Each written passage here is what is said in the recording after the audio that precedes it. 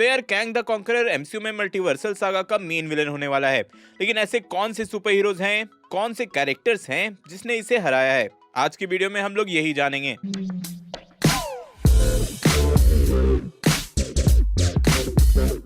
सबसे पहले है डेडपूल। हाँ, ये जितना शॉकिंग है उतना सच भी है। भाई, एक ऐसा कैरेक्टर जिसने पूरे मार्वल यूनिवर्स को ही मार दिया था, तो उसके लिए कैंग भला क्या ही चीज है। लेकिन हाँ, डेडपूल ने कैंग को बिल्कुल अपनी ही स्टाइल में हराया था। तो सीक्रेट वॉर्स की इवेंट्स के बारे में तो सबको पता है ही। यहाँ बियॉन्डर ने एक बैटल वर्ल्ड क्रिएट किया था जहाँ वो ग्लैडिएटर्स की तरह सुपर हीरोज एंड विलन्स की फाइट करवाता था। तो इसी स्टोरी लाइन में डेडपूल की अपनी कॉमिक्स डेडपूल सीक्रेट वॉर्स में रिवील हुआ कि समहाउ वो भी इस बैटल वर्ल्ड में पहुंच गया था और उसने क्या देखा कि कैंग एंड कैप्टन अमेरिका लड़ रहे हैं, और यही मौका पाते ही उसने कैंग के टांगों के बीच एक जोरदार लात मारी और वो हार गया। यार, मुझे पता है कि ये थोड़ा अजीब जरूर है, लेकिन यार वो डेडपूल है, उससे हम लोग क्या ही एक्सपेक्ट कर सकते हैं। इसके बाद आता है ब्लैक नाइट। शायद आप लोग इसको नाम से ना पहचानो, बट एमसीयू में किट हैरिंगटन ने यही रोल इटर्नल्स में प्ले किया है। तो देखो, हुआ क्या था कि डेन विटमैन की जो फैमिली हिस्ट्री है एक सॉर्ड से जुड़ी हुई है, एंड इसी सॉर्ड से इनकी ब्लैक नाइट की लेगेसी है। अब सिंस ब्लैक नाइट का टाइटल एक विलन से जुड़ा है, तो जब डेन विटमैन को ये टाइटल मिला तो सब सोचे कि भाई ये भी तो विलन ही होगा। इसी का फायदा उठाकर उसने सुपर विलन्स की team master of villains join किया एंड इंटरनली इनके प्लान को जानने लगा। और जब इसकी मुलाकात कैंग से हुई तो मौका मिलते ही अपने मैजिकल सॉर्ड के हेल्प से उसे हरा दिया। इससे उसके नाम से जुड़ा विलन का इमेज भी हट जाता है एंड साथ ही एवेंजर्स में जगह भी मिल जाती है। देन आता है अल्ट्रॉन। अब अल्ट्रॉन जैसा विलन कितना पावरफुल हो सकता है ये हमने ऑलरेडी देखा है। भाई, वो एक ऐसा एआई है जो कि क्लाउड में रहता है, इंटरनेट में रहता है, और उसको मारना इजी नहीं है। और 1985 के सीक्रेट वॉर्स के इवेंट्स में हमें अल्ट्रॉन के वो पावर देखने को मिले, उसका ऐसा एग्जाम्पल मिला जो कि एमसीयू में भी पॉसिबल नहीं है। इस स्टोरी लाइन में डॉक्टर डूम ने अपने आप को लीडर डिक्लेयर कर दिया था, जिसपे कैंग ने उसको चैलेंज किया कि आखिर मेरे होते हुए तुम लीडर क्यों बनोगे।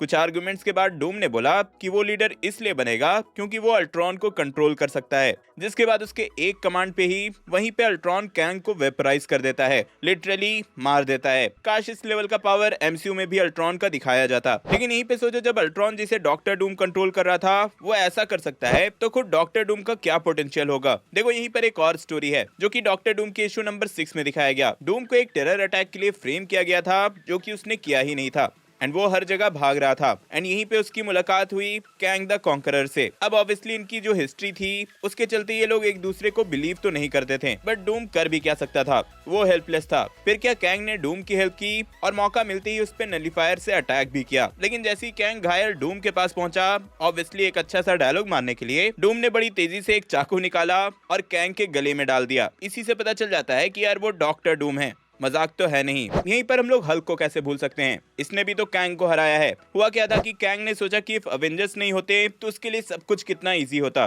तो फिर क्या, उसने डिसाइड किया कि सबसे पहले वो पास्ट में जाएगा एंड हल्क के एंसेस्टर्स को ही मार देगा, जिससे ब्रूस बैनर कभी पैदा ही ना हो। हाँ, कॉमिक्स में टाइम ट्रेवल का लॉजिक थोड़ा अलग है। फिर क्या, उसने प्रेजेंट में ब्रूस को झांसे में लिया, उसे अपने प्लान में फंसाया और पास्ट में ट्रेवल करके ये होप किया कि ब्रूस ही उसके प्लान को सक्सेसफुल बनाएगा। बट जब ब्रूस हरा दानव बनता है तो प्लान क्या होता है उसको क्या ही पता। हल्क में ट्रांसफॉर्म होती है उसने क्या किया होगा सब जानते हैं। उसने पास्ट से घसीट के पीटते पीटते कैंग को प्रेजेंट में लाया। यार, लोकी बहुत अच्छे से जानता है कि हल्क से पंगा बिल्कुल नहीं लेने का।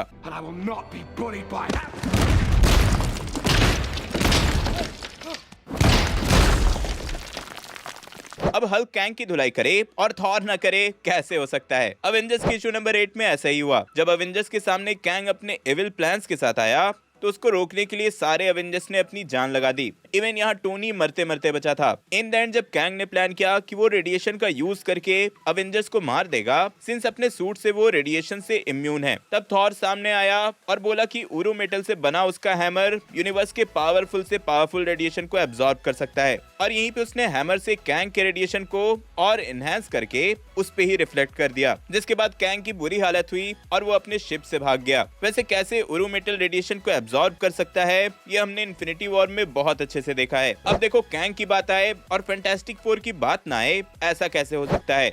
आखिर रीड रिचर्ड्स ही तो कैंग का एंसेस्टर है। तो जहाँ एक तरफ अवेंजर्स किसी एक टाइमलाइन में किसी एक जगह लड़ने के लिए फेमस हैं, वहीं fantastic four different time zones में टाइम ट्रैवल कर करके फाइट करते हैं। और ऐसा ही हुआ जब वो एंशिएंट इजिप्ट में कैंग को फेस किए। हुआ क्या था कि जब नथानियल रिचर्ड्स ने फ्यूचर में टाइम ट्रैवल मशीन को पाया तो उसने एंशिएंट इजिप्ट में जाकर रामाटुट बनकर वहां रूल करने लगा और यहीं उसे रोकने फैंटास्टिक फोर आए। ऑब्वियसली यहाँ उनकी मस्त वाली फाइट हुई, जिसके बाद रामाटुट अपने टाइम मशीन से भाग गया और इसी के बाद आगे चलकर वो कैंग द कॉन्करर बना। हाँ, ये स्टोरी सुनने में उतनी खास तो नहीं लगती, बट इस कैरेक्टर के ओरिजिन के लिए बहुत ही इंपॉर्टेंट है। मैंने इस कैरेक्टर की पूरी ओरिजिन ऑलरेडी बताई है, चाहो तो वो वीडियो जरूर देखना। इन द एंड कैंग को हराने वाला सबसे बड़ा कोई कैरेक्टर है तो वो है खुद। मैं बात कर रहा हूँ कैंग की एक वेरिएंट आयरन लैड की। तो अभी तक आपको पता चल ही गया होगा कि कैंग के बहुत सारे वेरिएंट्स हैं और इन्हीं में से एक है आयरन लैड, जो कि सुपर विलन बनने की जगह सुपर हीरो बना था। देखो ये थोड़ा कॉम्प्लिकेटेड है, बट मैं सिंपल में समझाने की कोशिश करता हूँ। हुआ क्या था कि एक यंग नथानियल रिचर्ड्स, जिसको पता था कि वो फ्यूचर में कैंग बनने वाला है,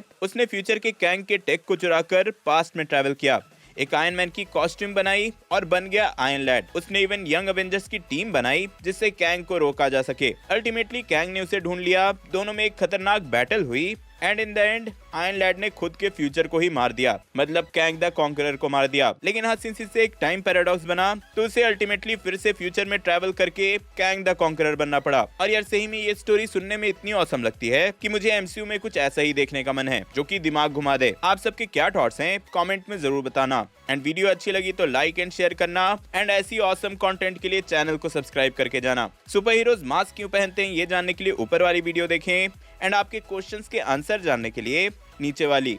मैं जल्दी और नए वीडियो लेकर आऊंगा। टिल देन बी देसी बी नर्ड।